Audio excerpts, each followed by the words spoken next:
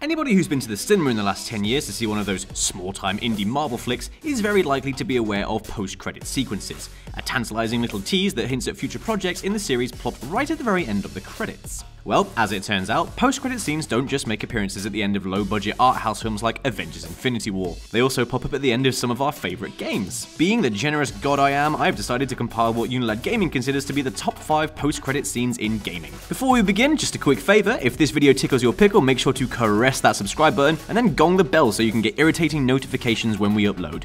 Let's do this. Number 5. Final Fantasy VII. Set 500 years after the game's extremely vague ending, you know, with the meteor colliding with Midgar, the planet fighting back, and then, well, nothing. Final Fantasy VII's post-credit sequence only adds to the mysterious conclusion. It reveals a surprisingly intact Midgar. Well, more intact than anything that's been hit by a bloody meteor should be, only now it's completely overflowing with a forest. I wonder what's gone on here then, you would have thought to yourself. The mystery has kind of been alleviated in recent years, with Final Fantasy VII content like Advent Children taking place not long after the end of the original story, not only revealing Midgar to be perfectly fine, but a lovable cast of heroes are A-OK too. Except Ares, she's very much still suffering from, you know, being dead.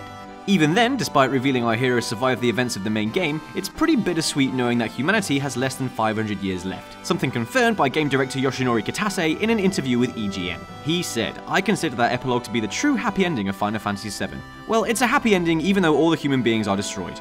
He then apparently laughs. Number 4. Bayonetta.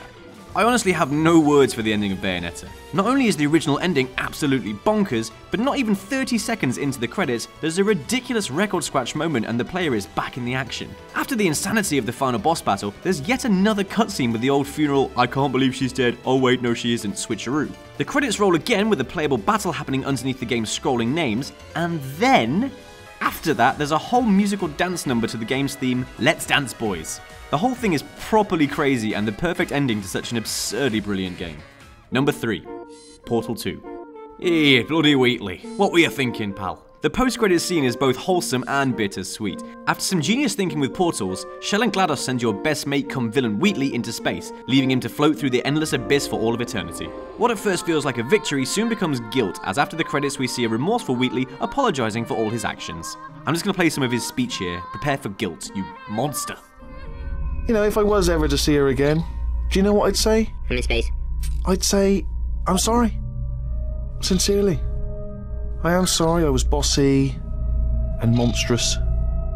And I am genuinely sorry. I'm in space.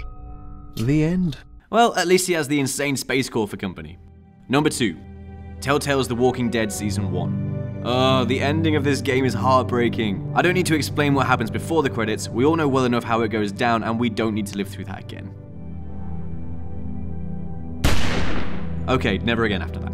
The post-credits scene reveals a completely alone Clementine. She has just lost her mentor and best friend Lee, discovered her parents are walkers, and it's very obvious her chances of survival are slim to none. That's until 2 mysterious figures appear on the horizon. Clem is clearly filled with dread, you know, stranger danger and all that. But as the figures in the distance stop and notice our beloved hero, there's a small twang of hope. Well, not from Clem, she looks bloody terrified. Anyone who's played the rest of the series will know these 2 figures to be Omid and Krista. Poor, poor Omid. Number 1. Halo 3. I cannot stress this any harder. The legendary difficulty post-credit scene in Halo 3 is absolutely... That was the sound of me doing a chef kiss, if you couldn't tell. Halo 3's regular ending would have you believe that the Master Chief died during the game's conclusion, as only the front half of the UNSC ship forward onto Dawn, including the Arbiter, made it through the collapsing portal back to Earth. However, if the existence of Halos 4 and 5 didn't give it away, the petty officer survived. In one of my favourite scenes in the entire franchise, we discover that Master Chief and Cortana are adrift in space, cramped up inside the back end of the ship that didn't make it home. As always, Marty O'Donnell's score perfectly punctuates the dire situation our heroes are in. But Cortana is here to raise the mood and reminds not only Chief but the player too that they did it. But you did it. Truth and the Covenant, the Flood, it's finished. It's finished. As Master Chief climbs into his stasis chamber and speaks the immortal lines, "Wake me when you need me," players around the world knew that although this is the end of one journey, one day, when we need him the most, the Chief and Cortana would be back. And then of course the reveal of what would soon be known as Requiem with the sharp crescendo of Marty's score, absolute perfection. This post-credit treat offered both Cortana and the Chief the ending they deserved, preserving their status as legends while also leaving your mind to fill out the wonderful future adventures they may have. Let's just pretend Halo 4 and 5 didn't happen. Thanks for watching our top 5 post-credit sequences in gaming. Did we miss any of your favorites? If so, why not drop them in the comments below, like some sort of post-top 5 video sequence. And don't forget to subscribe to UNILAD Gaming right here on YouTube. You become part of a bigger universe. I'm here to talk to you about the Avenger Initiative. That's a twist. That's very twisty.